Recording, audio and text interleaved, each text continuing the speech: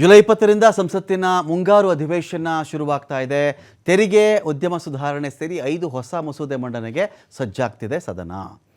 ಅಧಿವೇಶನದಲ್ಲಿ ಕೇಂದ್ರ ಸರ್ಕಾರದ ವಿರುದ್ಧವಾಗಿ ಹೋರಾಟಕ್ಕೆ ವಿಪಕ್ಷಗಳು ಸಜ್ಜಾಗಿವೆ. ನಿರುದ್ಯೋಗ, ಬೆಲೆ ಏರಿಕೆ, ನೀಟ್ ಅಕ್ರಮಗಳ ವಿರುದ್ಧವಾಗಿ ವಿಪಕ್ಷಗಳ ಹೋರಾಟ ಇರುತ್ತೆ. ಒಂದು ರಾಷ್ಟ್ರ ಒಂದು ಚುನಾವಣೆ, ಕ್ಷೇತ್ರ ಪುನರ್ವಿಂಗಡಣೆಯ ಬಗ್ಗೆ ಚರ್ಚೆ ಆಗಬಹುದು. ಅನೇಕರ ಬೆಂಬಲವನ್ನು ಕೂಡ ಇಲ್ಲಿ ಒಂದು ಕಡೆ ಕೇಂದ್ರ ಸರ್ಕಾರದ ಕಡೆಯಿಂದ ಕೋರಬಹುದು. ಅನೇಕರ ಬೆಂಬಲ ಕೊಟ್ಟುಬಿಡಿ, ಒಂದು ರಾಷ್ಟ್ರ ಒಂದು ಚುನಾವಣೆ ಮಾಡಿಬಿಡೋಣ, ಕ್ಷೇತ್ರ ಪುನರ್ವಿಂಗಡಣೆ ಮಾಡೋಣ, ಆ ಮೂಲಕವಾಗಿ ಕ್ಷೇತ್ರಗಳ ಸಂಖ್ಯೆ ಜಾಸ್ತಿ ಮಾಡ್ಕೊಳ್ಳೋಣ. 850 ಮಾಡೋಣ ಕ್ಷೇತ್ರಗಳು. ದಕ್ಷಿಣದ ರಾಜ್ಯಗಳಿಗೆ ಎಲ್ಲ ಸೇರಿದು 200 ದಾಟಲ್ಲ. ಉತ್ತರದ ರಾಜ್ಯಗಳಿಗೆ ಒಂದು 650 ಉಳ್ಕೊಂಡು ಬಿಡುತ್ತೆ. ಅವಾಗ ಉತ್ತರದ ರಾಜ್ಯಗಳದೇ ಆಟ. ಉತ್ತರದ ರಾಜ್ಯಗಳಿಗೆ ಪ್ರಾಧಾನ್ಯತೆ. ದೇಶ ಪ್ರಧಾನಿಯನ್ನು ಕಾಣುವಲ್ಲಿ, ಪ್ರಧಾನಿಯನ್ನು ನೇಮಿಸುವಲ್ಲಿ ದಕ್ಷಿಣದ ರಾಜ್ಯದ ಪಾತ್ರಗಳು ನಗಣ್ಯ ಆಗಿಬಿಡುತ್ತೆ. ಅವಾಗ 200ಕ್ಕಿಂತ ಕಡಿಮೆ ಸೀಟು, 187 180 ಬಂದುಬಿಟ್ರೆ ಯಾರು ಕೇಳ್ತಾರೆ? ದಕ್ಷಿಣದ ರಾಜ್ಯಗಳೇ ನಿಮ್ದೇನಿಲ್ಲ ಬಿಡ್ರಿ, ಏನು ಪ್ರಧಾನಮಂತ್ರಿ ಅಂತ ಡಿಸೈಡ್ ಮಾಡೋದು ಉತ್ತರದ ರಾಜ್ಯಗಳು. ಈಗಲೇ ನೋಡಿ, ಅಲ್ಪಮತಕ್ಕೆ NDA ಕುಸ್ತಿತ್ತಲ್ಲ, ಅಲ್ಪಮತಕ್ಕೆ ಕುಸ್ತು BJP ಕುಸ್ತಿತ್ತು. NDAಗೆ ಬೆಂಬಲ ಕೊಟ್ಟಿದ್ದು ಇದೇ ಚಂದ್ರಬಾಬು ನಾಯ್ಡು ಅವರು, ಅಲ್ಲಿ ನಿತೀಶ್ ಅವರು ಕೊಟ್ಟರು, ಸರ್ಕಾರ ರಚನೆ ಆಯಿತು. ಹಾಗಾಗಿ ದಕ್ಷಿಣದ ರಾಜ್ಯದ ಯಾವುದೋ ಒಂದು ಮಾತನ್ನು ಕೇಳಬೇಕಲ್ಲ ಅವರು. ಚಂದ್ರಬಾಬು ನಾಯ್ಡು ಏನೋ ಹೇಳಿದ್ರೆ ಅದನ್ನು ಅಲ್ಲಗಳೆಯೋಕ್ಕಾಗಲ್ಲ. ಬಟ್ ಕ್ಷೇತ್ರ ಪುನರ್ವಿಂಗಡಣೆ ಆದರೆ 850 ಸ್ಥಾನಗಳಾಗುತ್ತೆ. ಹಾಗಾದರೆ ರಾಜ್ಯಗಳಿಗೆ ಸ್ಥಾನ ಜಾಸ್ತಿ ಆಗಲ್ವೇನ್ರಿ? ಆಗುತ್ತೆ. ರಾಜ್ಯಗಳಿಗೆ ಸ್ಥಾನ ಹೆಚ್ಚಾಗುವುದು ಬೇರೆ. 28 ಇದ್ದಿದ್ದು 35 ಮಾಡಿಬಿಡ್ತೀನಿ, 28 ಇದ್ದಿದ್ದು 38 ಮಾಡಿಬಿಡ್ತೀನಿ, 40 ಮಾಡಿಬಿಡ್ತೀನಿ, ಇದು ಬೇರೆ. ಈ ವಿಚಾರ ಬೇರೆ. 40 ಸ್ಥಾನಗಳು ಜಾಸ್ತಿ ಆಗಲಿಲ್ವಾ ಅಲ್ಲಿಗೆ? 28 40 ಆಗಲ್ವಾ? ಹೌದು.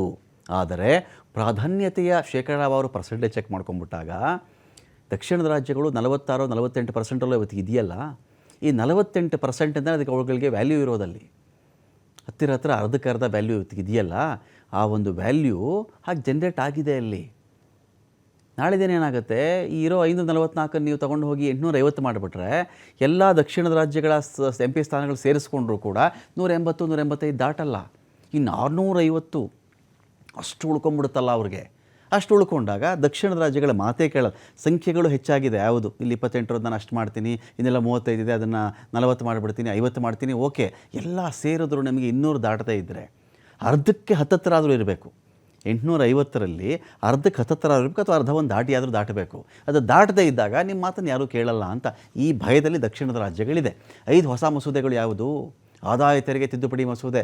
ಇದೆಷ್ಟು ಸಲ ಇದನ್ನು ತಿದ್ದುಪಡಿ ಮಾಡ್ತಾರೋ ಆ ದೇವರೊಬ್ಬನಿಗೆ ಗೊತ್ತಿದ್ದು.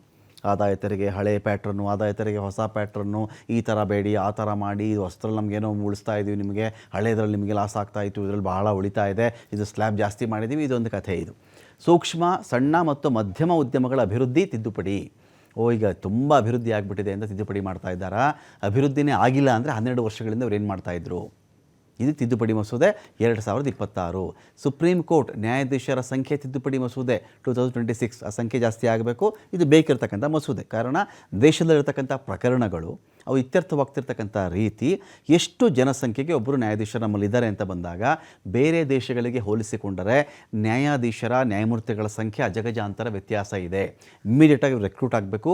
ಕೋರ್ಟ್ಗಳಿರ್ತಕ್ಕಂಥ ಲಕ್ಷಗಟ್ಟಲೆ ಕೋಟಿಗಟ್ಟಲೆ ಕೇಸುಗಳು ಆದಷ್ಟು ಬೇಗ ಬಗೆಹರಿಬೇಕು.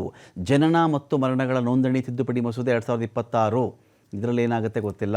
ಯಾರ್ಯಾರಿಗೆ ಬರ್ತ್ ಸರ್ಟಿಫಿಕೇಟ್ ಕೇಳ್ತಾರೆ ಗೊತ್ತಿಲ್ಲ, ಅಥವಾ ಡೆತ್ ಸರ್ಟಿಫಿಕೇಟ್ ವಿಚಾರದಲ್ಲಿ ಏನಾಗಿದೆ ಅದನ್ನು ತಿದ್ದುಪಡಿ ಮಾಡಬಹುದು. ರಾಷ್ಟ್ರೀಯ ಗೌರವಕ್ಕೆ ಅವಮಾನಗಳ ತಡೆಗಟ್ಟುವಿಕೆ, ಅದು ತಿದ್ದುಪಡಿ ಆಗುತ್ತೆ.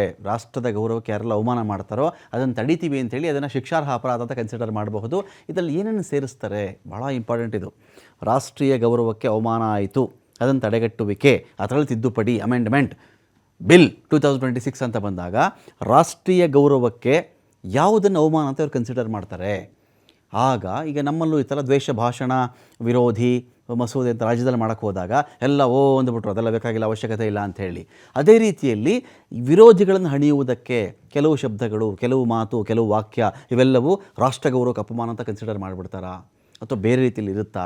ಅಥವಾ ನಿಜವಾಗಿಯೂ ಈಗಿರತಕ್ಕಂಥ ಮಸೂದೆಯಲ್ಲಿ ಅಗತ್ಯ ಬದಲಾವಣೆಗಳನ್ನು ಮಾಡ್ತಾರಾ? ಅದು ಕೂಡ ವೆಯ್ಟ್ ಮಾಡಬೇಕು. ಅದು ಮಂಡನೆ ಆದಾಗ ಗೊತ್ತಾಗುತ್ತೆ ನಮಗೆ. ಜೊತೆಗೆ ನೀಟ್ ದೇಣಿಗೆ ಕಳ್ಳತನದ ಬಗ್ಗೆ ಕೂಡ ಚರ್ಚೆ ಆಗಬೇಕು. ನೀಟ್ ಅಕ್ರಮ ಕುರಿತು ಪ್ರತಿಭಟನೆಗೆ ವಿರೋಧ ಪಕ್ಷಗಳು ಸಜ್ಜಾಗಿವೆ. ಸಂಸತ್ತಿನ ಒಳಗೂ ಮತ್ತು ಹೊರಗೂ ಬೃಹತ್ ಪ್ರತಿಭಟನೆಗೆ ಪ್ಲಾನ್ ಮಾಡಿಕೊಳ್ತಾ ಇದ್ದಾರೆ. ಜುಲೈ 19ನೇ ತಾರೀಕು ಎಲ್ಲ ವಿರೋಧ ಪಕ್ಷಗಳ ಜಂಟಿ